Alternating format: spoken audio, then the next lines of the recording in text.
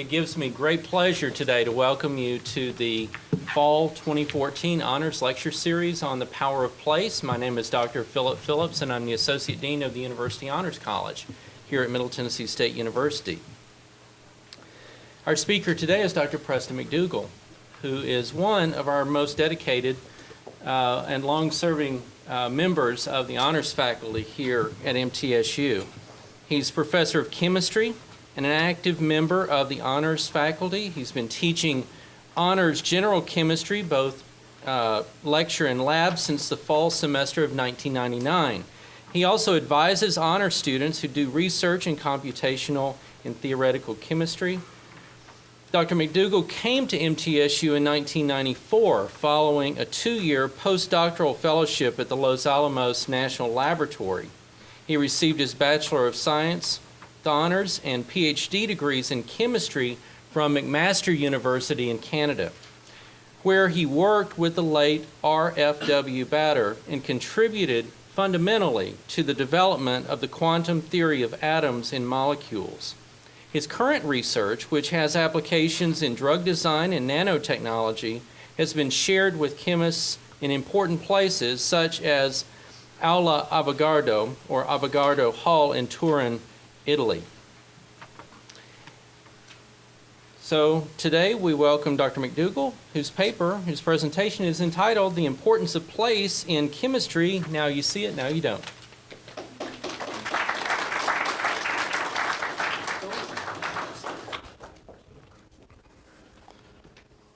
Well, it's good to be back in the Honors College building and the Honors Seminar Series. I believe this is my third seminar in this series. Always very enjoyable.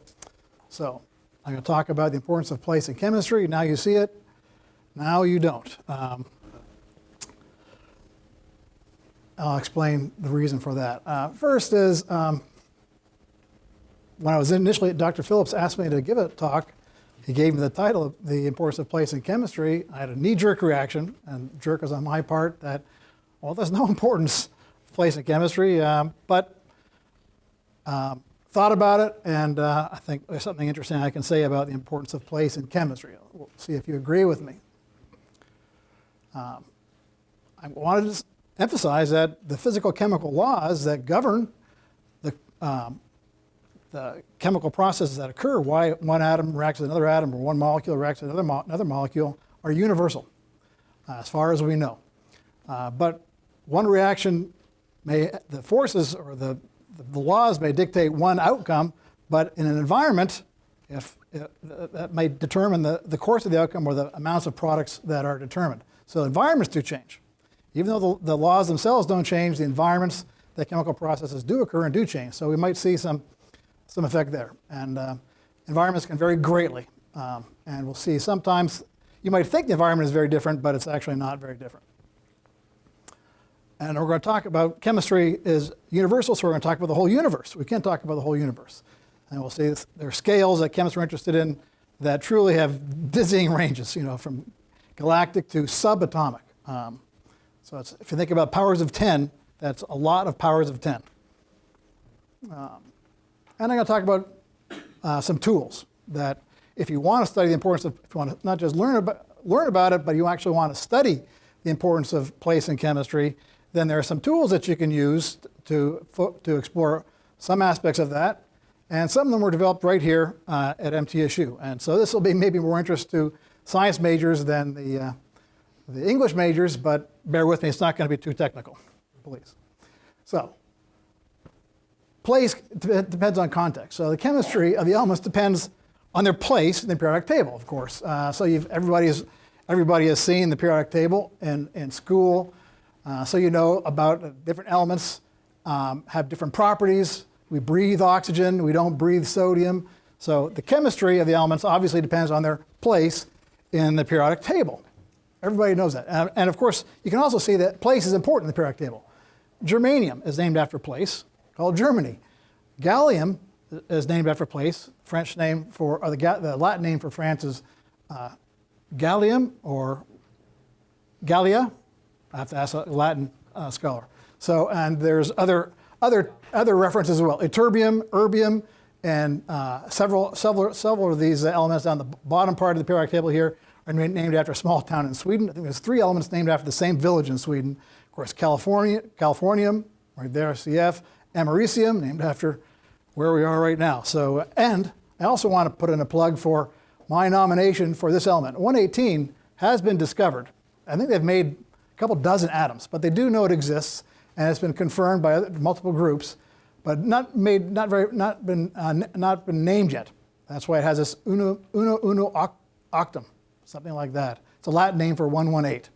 And but I'm getting my students and friends to write their politicians, their senators, and anybody else that think has clout to name this Tennesseeum. There's some momentum for this. Professor Vanderbilt is actually on board with this, and it's growing. So Tennesseeum obviously would be to recognize the great contributions that have made to the chemistry of these very heavy elements at Oak Ridge. None of them were discovered in Tennessee, but chemists and physicists at Oak Ridge have done really the lion's work of determining the chemical properties of these very, very rare and short-lived elements. So certainly be justified to name that element 118 as Tennesseeum. So I'd like to see that. So the chemistry of the elements depends entirely on their place on the periodic table. Or does it? Can anybody see the change? Look, these 2 periodic tables, this one, previous one, and this one look very similar. Does anybody see the difference? I can go back if you don't have photographic memory.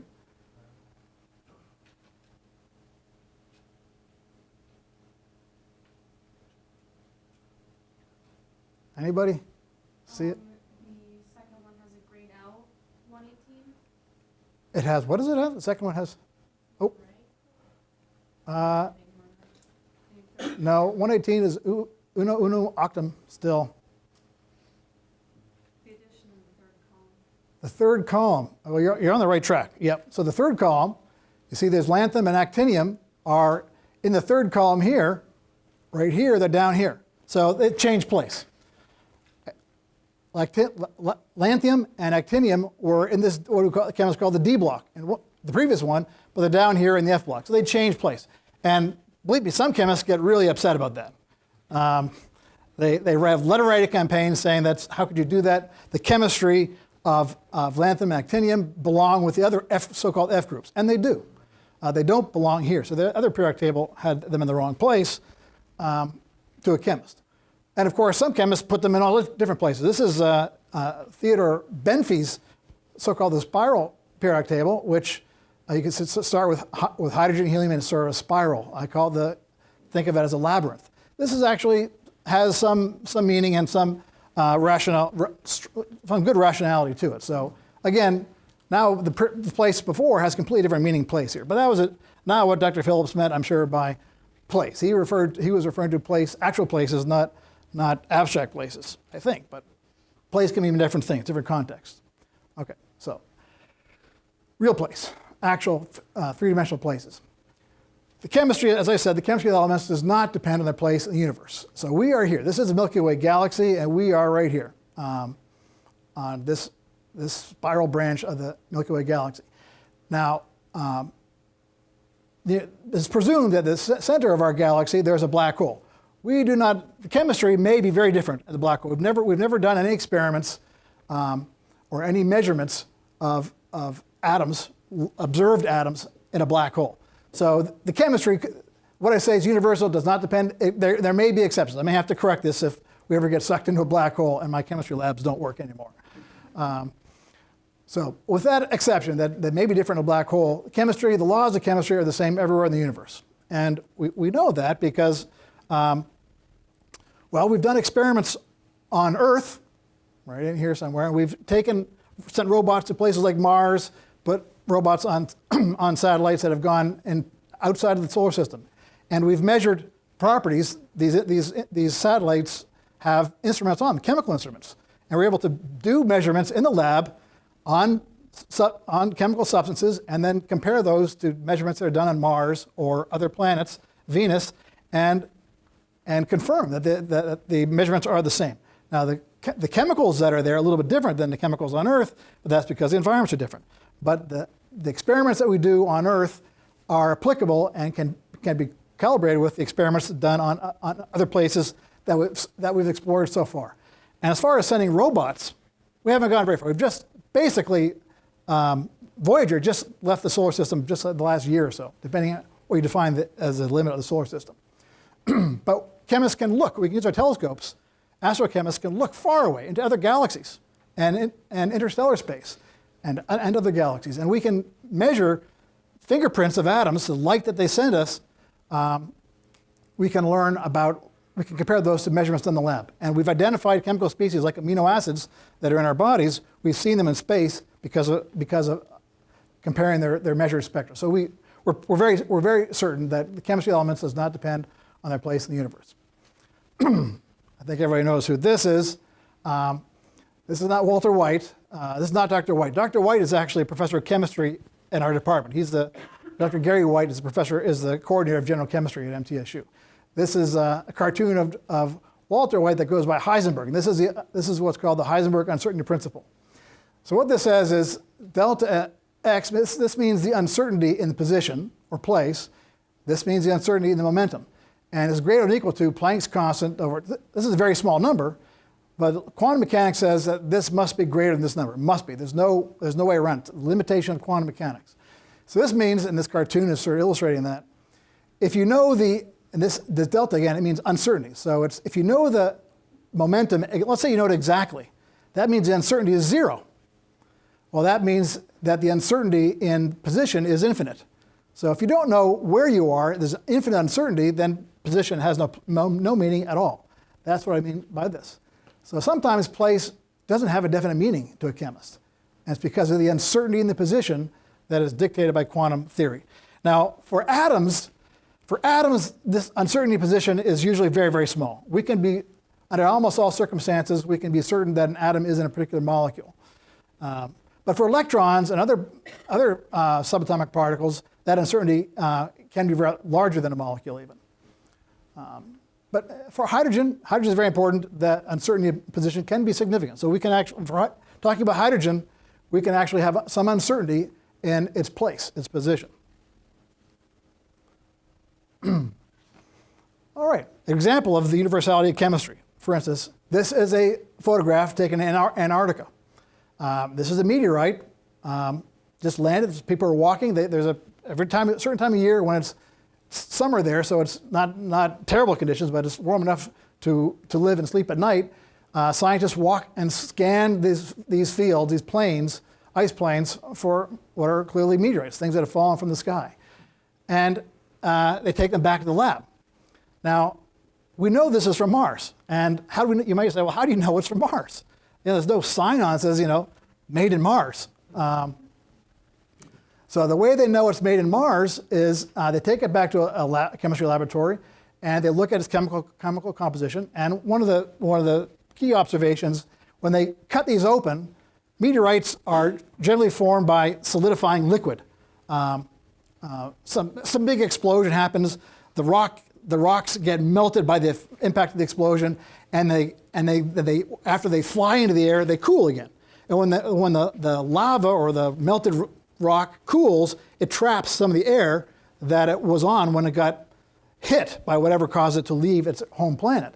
Well, the air that's trapped, the chemists there's little bubbles. So they cut it, and they actually capture the tiny little bubbles of atmosphere that are in these meteorites, and they look at the composition. How much argon is in it, how much helium, how much hydrogen, how much oxygen. And they know, particularly by the amount of helium. Helium has two isotopes, helium-3 and helium-4. Helium, as you know, if you ever had a balloon in your kid, is a very light element, okay? You let a helium balloon go, and you started crying because you never got it back. It went up, and it actually ended up leaving Earth's atmosphere. Because helium is so light that eventually the balloon will pop, and the helium atoms are so light that they actually leave the Earth's atmosphere. That's because Earth's gravity is so low that it can't hold down the motion of very, very light atoms. That's why you have to be careful if you have a radon detector you put in the basement, because radon is very heavy. It's at the very bottom right, above what might be tennessinium on the periodic table. It's very heavy. So radon atoms go down, and they accumulate in your basement if you have a lot of uranium in the rocks that built the bricks in your house. So heavy gases, even though they're gases, they fall down. Light gases, they go up, and depending on the force of gravity. So the force of gravity is different on Earth than it is on the moon. That's why the astronauts could, jump around, because the gravity on the moon is 1/6 of gravity on Earth. Gravity on Mars is about 1/3. About 1/3. I forget exactly, but it's a little less than a half. So compared to Earth. So the amount of that affects how much helium will remain in the Martian atmosphere compared to Earth's atmosphere, on average. And so that's how they actually know. They compare the amount of helium that is in the bubbles. They know that it was not Earth, and it was most likely Mars. And they look at other pieces involving uranium and thorium and other elements, and they basically when they get enough evidence together, they can be 99.99% certain that this came from Mars. And of course, the job of other scientists is to look at the data and try and disprove that hypothesis. But so far, there's enough data, particularly helium data, that can confirm that this rock, in fact, came from Mars, even though there's no tag on it. All right, everybody recognizes this as the International Space Station. This is start with a wide-angle lens, because it looks like it's very far above Earth. This International Space Station is actually not that far above Earth. I think it's about 180 miles at the most. So it's closer than Memphis, actually. When it goes over Nashville, International Space Station is closer than Memphis. But you've seen the pictures. It looks like everybody is weightless. They used to say, they've corrected themselves now, but they used to say that it's 0G. There's zero gravity. Well, if you've taken physical science in high school, you can using Newton's universal law of gravitation, which is over 300 years old, you can calculate the gravity on the space station is about 92% what it is right now, what you're feeling right now. They're floating because they're actually falling. The space station is falling towards Earth at the same time that it's orbiting Earth. So it's just like being in an elevator. If you were in an elevator and the cable broke, you would be weightless for about 2.5 seconds. Then you'd be dead. But during that 2.5 seconds you're weightless, you would be experiencing exactly what they're feeling on the space station. So you're just falling, but you're falling at the same rate that the space station is. So you think you're weightless. So it's not zero. They call it micro G because there's very little vibrations and there's very little forces. So yes, the molecules are experiencing less forces, but that has very little effect on the chemistry. As this is a quote right here. Tamiflu, which was in the news when we had bird flu, now we have Ebola. We haven't got drugs to treat Ebola yet, but chemists and biochemists are working on it. But when bird flu was a big thing, Tamiflu was all the news. Everybody was stocking up on Tamiflu. Well, Tamiflu was a drug that was designed based on a crystal of an enzyme that is essential for flu virus. So if you could attack that, you could say cure the flu. So this is a person, Graham Lever, a drug designer, that wrote a book about his experiences curing the flu. It was a big news event when NASA wanted to justify spending billions of dollars on the space station, that they said we can cure drugs because you can grow crystals in space that are far, far better than crystals that can be grown on Earth, because there's 0G. This is what they said on the space station. Well, they gave the example that Tamiflu was discovered based on using the crystals grown in the space station. Well, turns out Tamiflu was not. It was crystals grown in Australia, which is weird, but it's not in space. People get away with those lies. Well, they're Like too late or who cares or move on. well. They did do some of the crystals can be grown a little bit better, but it's not a huge difference. Not significant. You would think that this environment is very, very different from our chemistry building, but it turns out it's not. I mean, it looks like very different, but it turns out it's not very, very different. For some things, like if you're burning gases, a Bunsen burner does not work in the space station because Bunsen burner relies on rising gases, and that's because of gravity and heavy gases falling, whereas light gases are rising right now. But it doesn't happen in the space station. So a Bunsen burner actually looks kind of cool in space. It's like a little ball rather than the candle-like shape you see now. So some things are different involving flues of gases, but not things in solution like crystals, not so much. And place is very important, atomic place in a molecule. So here's a steroid skeleton. Almost all steroids have this basic structure. And on top of these, you add other elements. So boys have certain atoms some places, girls have certain atoms certain places. So that's the pink, blue and pink, okay? But you see this little diagram is how organic chemists draw the structure. And the lines are connecting carbon atoms. And R is something that's stuck on the carbon atoms. So you see each carbon atom has an address. It's like its place on this sort of series of connected cul-de-sacs, you could call them. So the different address. And what you put, oxygen on carbon 3 or an OH on carbon 3, makes a big difference to biology. Huge difference to biology. This is what chemistry is all about, changing the positions of atoms on molecules to make them different, or finding out what the positions are in molecules that exist in nature. We want to understand why they do certain things. We want to know where the atoms are. What's the place of the atoms in the molecule? So place within a molecule is fundamental to chemistry. And this is what got me, when I started thinking this way, it became very interesting. And that's what chemistry is all about. So I already mentioned that helium-3, helium-4 makes a big difference to what planet you're on, what gases are in the atmosphere. Well, speaking of testosterone, anybody recognize who that is? Who?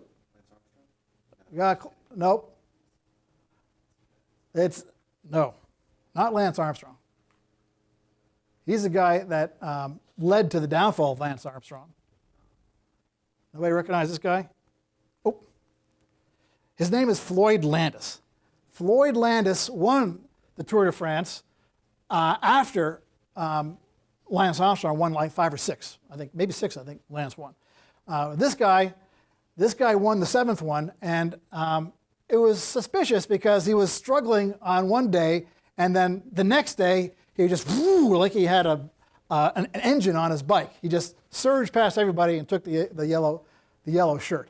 And when he finished, they took a blood test and a urine test like they do all the bikers, and unfortunately he had testosterone in his body like all men do, and we saw the structure before. But chemists were able to weigh these molecules, one molecule at a time, and carbon-12, well, everybody's heard of carbon. Carbon comes in different isotopes, and they're each a little bit heavier than the other. Carbon-12 is the lightest, carbon-13 is a little bit heavier, carbon-14 is a little heavier, basically 12, 13, 14, about the weights of these atoms in what we call atomic units. Carbon-14 is actually radioactive, but carbon-12 and carbon-13, they're in all in our molecules. About 1% of the carbon atoms in our body are carbon-13s, but in the molecules of testosterone, they could weigh them and they could count the numbers of carbon-12s versus the numbers of carbon-13s in those molecules, and they should be a certain ratio, much less than 1, very small ratios, it's less than 4%, for any molecules actually made in a man's body. But you can make testosterone based starting with plant material in a chemistry laboratory. And when you do that, because of the way that plants make molecules versus the way that animals make molecules, the reactions are different, the laws of chemistry are different, but the environment is different, so the products are different. There's a different ratio. So chemists could conclude that most of the testosterone in his body was artificially synthesized and then ingested, and so he lost. He lost his Tour de France medal, and he then squealed on Lance Armstrong. Okay, so how do we study the importance of place within a molecule? And this is a picture I found in a chemical instrumentation magazine, and it's meant to sell a particle analyzer, but it has this think density, and maybe you can see there's a person in there thinking very carefully. So think density. So density, everybody familiar with density. Lead is a very dense element. Helium is not very dense. That's why it flies up and leaves the atmosphere eventually. So this is density. Okay, it's going to get a little bit technical, but don't worry, it's not going to hurt. This is the symbol chemists have for the electron density. So when you talk about density in school, you're talking about the mass density. In other words, how much mass is in a small volume? Well, the electron density is how many electrons are in the same volume. So where there's lots of electrons, it's a high density. Where there's a very little amount of electrons, is a low density. It's just like mass, but you're counting electrons, not mass units. Well, this is, and if you've taken any chemistry class, you might have heard the charge cloud. The charge cloud of atoms, we say it's always cloudy in the quantum world. That's because the electrons are in a cloud. So think of it as a cloud. You've seen clouds, they're wispy clouds and they're dense thunder clouds. Okay, same idea. Cloud can be wispy or densy, but we can measure it. Now this is how we measure it. We measure it with these kinds of instruments. And this is the data, the symbol that we use for the data. This is a typical experiment. You have a crystal made of atoms, and the atoms have electrons. And then you have an X-ray tube. You shine it through basically a lead to get a nice small beam like this laser pointer. We don't have laser pointer for X-rays yet, but we're working on it. You go through the crystal, and you can see maybe this little pattern here. It's a pattern of spots. Maybe you've seen the famous X pattern that Rosalind Franklin saw for DNA, and James Watson and Crick stole her data and got awarded the Nobel Prize for discovering the double helix structure of DNA. It was Rosalind Franklin who actually did this experiment, the same experiment. And this is Tibor Korozanski. He's a professor of chemistry at MTSU. He's built one of these fantastic diffraction instruments at Oak Ridge. We don't have a $3 billion neutron source at MTSU, which you need to diffract neutrons with to study structures of proteins. So undergraduates can get involved with that, honor students. If you have math, computer science, physics, chemistry, you can get involved with the research done at Oak Ridge. It's actually led by MTSU. You can also calculate electron density. So this is measuring things. Scientists like to predict things. So this is a symbol for quantum theory. Quantum theory allows you to predict the wave function and then the density. So this is at MTSU. Again, you can't see it too well because it's dark. This is our 3D Viz lab. It's much better in the dark. So, and these pictures are not fuzzy. Well, they're fuzzy to us. But when you put on the goggles, the 3D goggles, everything is very, very sharp in 3 dimensions. This is the 3D Viz lab. This is what we call the 3D hyperwall. It's very useful for studying any kind of chemical system. And this is Dr. Anatoly Volkov. He helped me build this so-called hyperwall. It is powered by a supercomputer we have right next door. There's a very powerful supercomputer next door that drives this computer. The important thing is we want to know the density. That's what is real. That's what's measurable. Chemists often talk about orbitals, and some people in high school and college and organic chemistry, you hear about orbitals. Orbitals are important, but they're really just a model of this cloud that we're going to be talking about. Okay, so once you get this cloud, looks like the clouds outside. It's very, very boring. What are you going to do with it? Well, you can ask a Nobel laureate. Okay, this is Sir Harry Kroto. Harry Kroto won the Nobel Prize for proposing and eventually discovering buckyballs, C60. And there's Harry Kroto, gave a talk at MTSU 2 weeks ago. He's talking to Sydney Smith, an honors chemistry student, talking about her research on the importance of place in fatty acids, whether the fatty acids are cis or trans. If you follow fatty acid in the news, whether they're good for you or bad for you, so-called trans fats, that's what she's studying, and she's looking at the charge cloud, to try and understand why trans fats are so bad. But she's asking questions of Harry Kroto. Very, very nice gentleman. And it's relevant to this because Harry Kroto proposed looking for Buckminster fullerene because he thought it was in space. He thought you could find this in space, and he was interested in looking for the spectrum of this molecule, the fingerprints, in space, and he wanted to make it a lab so he could compare the spectrum of it on Earth so he could look forward to space. And he found it in the lab. That's this guy's lab, Richard Smalley. And so that's what they got a Nobel Prize for, finding this molecule. And then they measured it and looked for its fingerprint, and they looked in space, and there it is. They found it. It's abundant in faraway galaxies. So his dream was realized when they saw that. Okay, if you had a little bit of calculus, you can use calculus to study the forms of functions. So this is just a function. It's meant to look like an atomic function. Near the nucleus of an atom, there's a lot. This is the density of the cloud. So this curve, this line represents the density of the cloud. The nuclei are positive, electrons are negative. So a lot of the electrons trying to get near the nucleus, but not all of them. There's a tail. Some electrons are far away. But we can calculate this curve very accurately. And then we use calculus just to find the lumps and the holes. The little wiggles in that is what we're going to look at. And, well, I'll talk about it better. The next slide is better.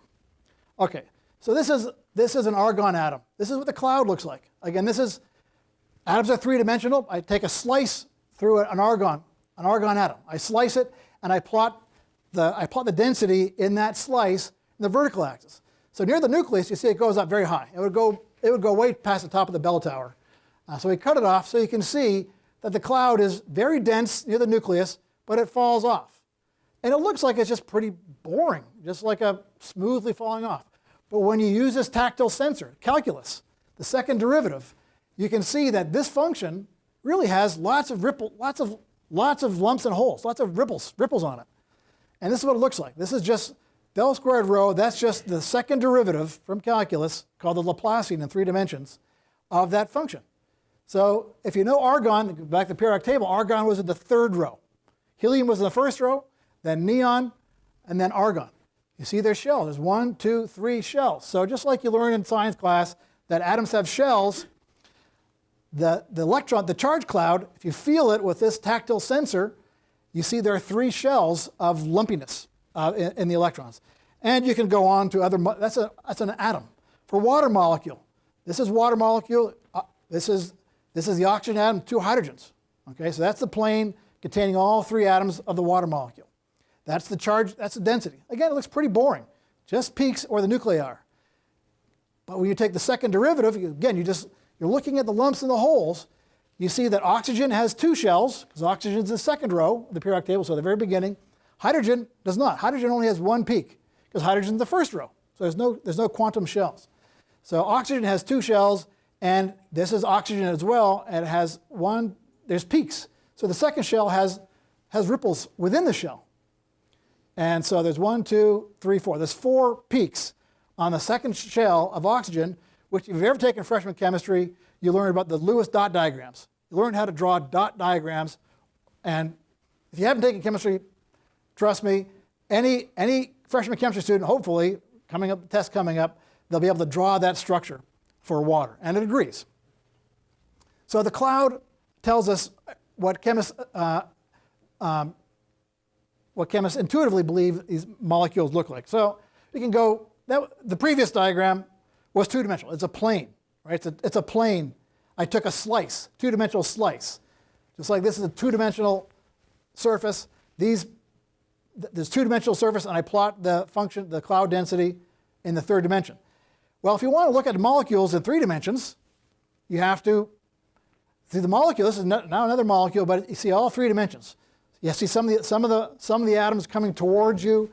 So the molecule is now shown in 3 dimensions, but I can only show the density at 1 value, because we can't see in 4 dimensions. You can't, I can't, nobody can. So if we want, these are where the atoms are. If you wanted to show the density at any point in the 3-dimensional space, we're out of a 4th dimension. So we have to choose one value of the cloud. See, before we had the value of the cloud, or the Laplacian, changes.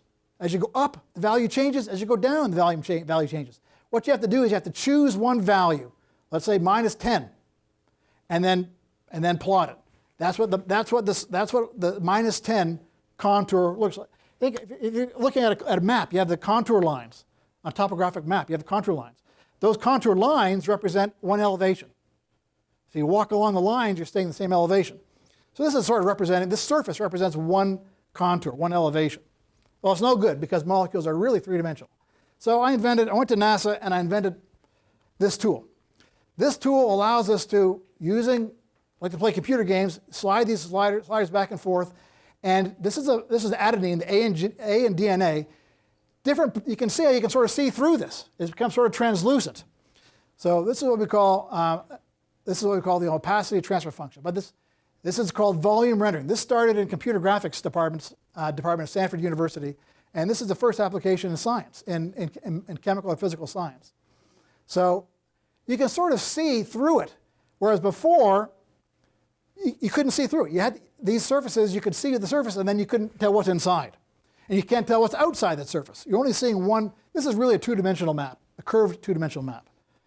So, but this is truly three-dimensional. We're able to see inside, and by sliding this, it's like moving through a cell when you're in a microscope. You can see different organelles in the cell by changing the focal plane. So we're able to see all molecules in their 3D glory, I would say.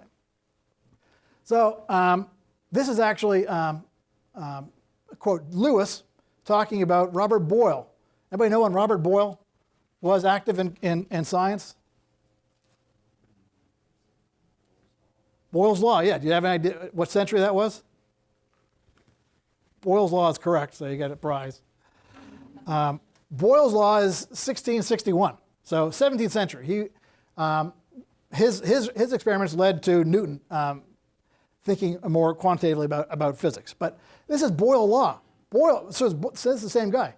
Boyle and his contemporaries were ridiculing another scientist nobody's heard of because they thought he was crazy. Yet he was saying that chemistry was suppose that particles of one are sharp and those of others are porous, and the chemical combination was affected by the fitting of points into the holes, lumps into the holes. So if we go back to this picture here, these are the lumps. Remember, the Laplacian is showing where the lumps are. So this is the lump on a carbon atom. You see the little, this is a chromium atom, you see the little holes there. So lumps are in fact fitting into holes. So Lemery 350 years ago was not so crazy.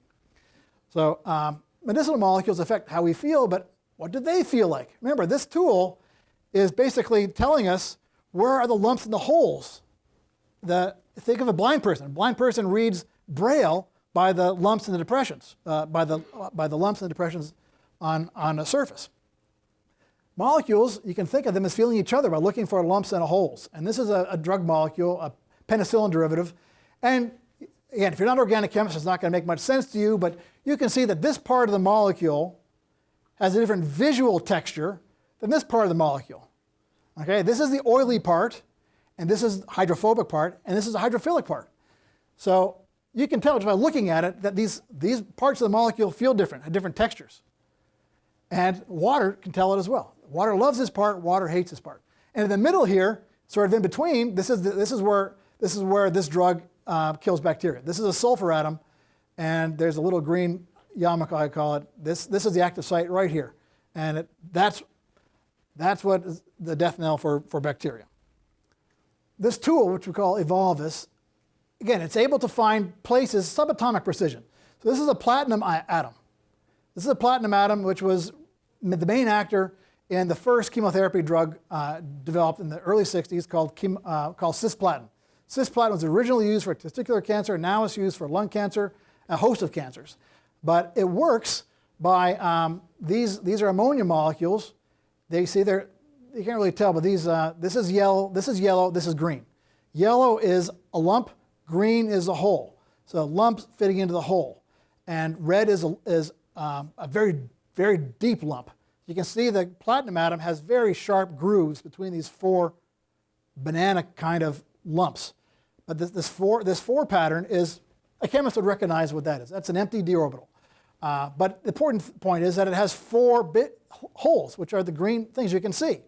And these yellow lumps are fitting into the holes. And what happens when you take this, these ammonias come off, and the nitrogens in guanines in your DNA, and also in cancer DNA, they click onto there. And they click onto the grooves, between the grooves, or into the grooves of platinum, and they don't let go. And so that stops that cell, that DNA molecule, from ever being duplicated. So that's essentially how this chemotherapy agent works. It kills our cells too, but hopefully it kills more cancer cells than human cells. And it works because cancer cells divide rapidly, much more rapidly than our cells. So this works this bites when cells are dividing. So hopefully and it's worked so far, it's still being used 50 years later. Some chemists in Germany, Switzerland rather, wanted to understand how iron sulfur complexes in plants, actually not in plants, plants have little fungi on their roots that help them make amino acids out of the nitrogen in the air. That's how plants get nitrogen if a farmer doesn't throw fertilizer on it. But plants were able to get nitrogen before we had farmers. And they do that by having enzymes in fungi that are on the roots. And this is a chemical model of these enzymes. And in the middle here, you see there's this little, that's a nitrogen molecule from the air that's being reduced to amino acids. But it's being done by this chemistry. So we're trying to understand how these molecules, how these enzymes and fungi take nitrogen from the air and make amino acids that the plants can live on. So this is using the same tool. Again, red are the lumps and holes, and green and blues are, red are the lumps, and green and blues are the holes. So you can see lumps fitting into holes, as Lemery said 350 years ago.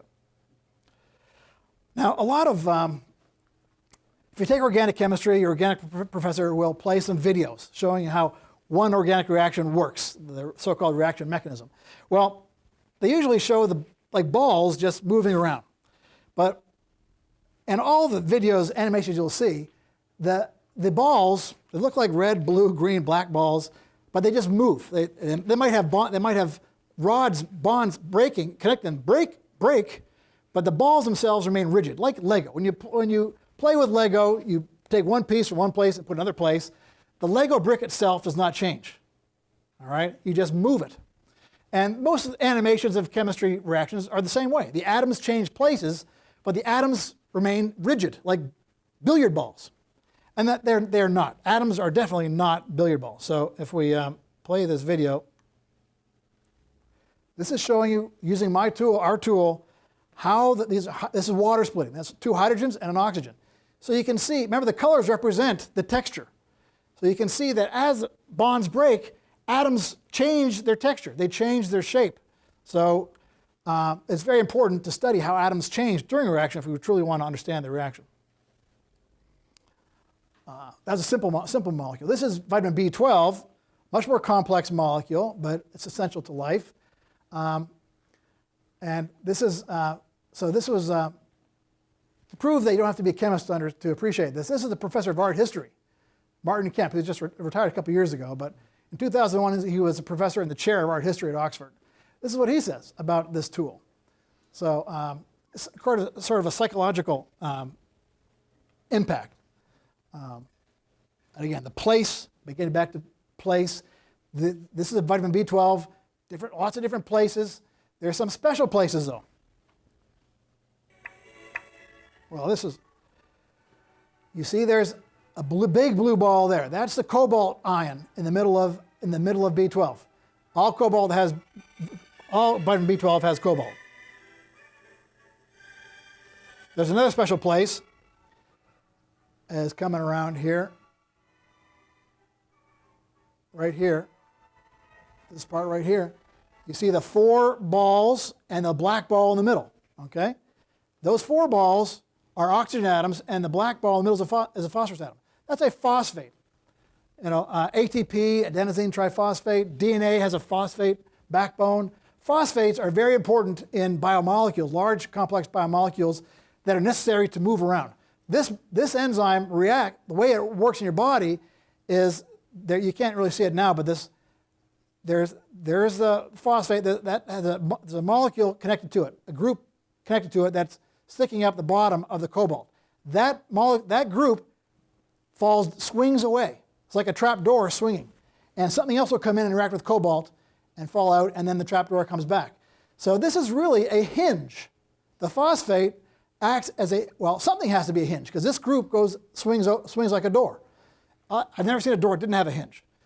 But you can see this sort of looks like a hinge. You see it's like these 4 balls around an inner ball. It's like a universal joint. So you can see how these could swivel past one another, whereas everything else looks sort of like rods and sticks, branches that can bend a little bit, but they can't really swing. So we didn't really realize or at least I never read anybody explain what they thought the true role of phosphate is. I think the phosphate is actually a hinge for these molecules. Okay, finally, the place where chemistry is studied is also important to the student and the teacher. This is not a medieval lab. This is the basement of Weiser Patent Science, where we taught freshman chemistry for 80 years, and it's a dungeon. It really felt like a dungeon to the students and the professor. Of course, now we're in a brand new building, and if you Google MTSU on YouTube. If you go to YouTube and search MTSU Science Building, you'll see a lot of nice tours, and it really is beautiful. I don't want to leave time, but plus you've probably already seen it, but it's really a very beautiful building, and it's inspired students and faculty to, well, it's a thrill to go in. The Honors College is nice, but it's nicer to go into the science building. It's a really, really nice building. It's beautiful, but it also has cool instruments in it that chemists like to see.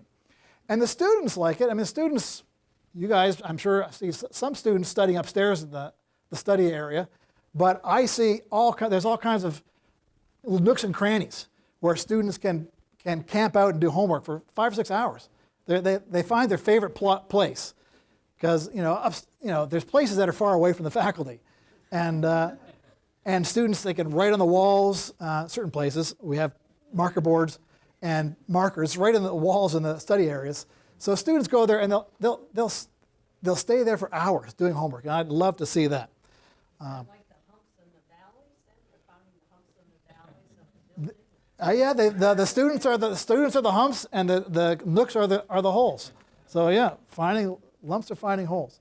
So, but this is true everywhere in the world. So I went to East Africa recently with some help from the Honors College, and this is a little periodic tableau of elephants, I like to call it. So this is actually only half of the scene. I didn't have a wide-angle lens camera, but this is just a snapshot. This is, let's say, 10 degrees, about 30 degrees of my vision of the view. There were just elephants. I didn't count them, but there had to be 100 elephants, more than 100 elephants. And I never, when you see herds of elephants, you might see 6 or 7. I did not realize this is just out in the country, and this is actually Uganda. And this guy there's no fence. He was just across. There was a ditch, so the guide said he couldn't cross the ditch. So I felt safe. He said, "You're safe here," and his trunk is up. He's smelling me. But again, this is not a telephoto lens. I was as close to this guy as I am to Dean Weil, and he was interested in me as I was interested in him. And this is a village, a tiny village. There's a dirt floor, and this is a second grade class in Ajigo, Kenya. It's right across the river from where Barack Obama's father was born, or if you believe other people that Barack Obama himself was born, but it's right across the river. It's just across the river. It's less than a couple miles from and his father still has a homestead there. It's dead, but it's interesting. Well, I'm not going to go into it, but when people die, their homesteads don't necessarily get taken down. They believe their spirits still live there. And ancestors are supposed to go back periodically. It's very interesting. And this is actually an elephant made by an American high school chemistry class, where they took an elephant and they made an elephant out of paper mache, and they made it instead of periodic table of the elements, they said periodic table of the elephant, and these are periodic table pictures. And so it inspired the American, this is a high school class did this.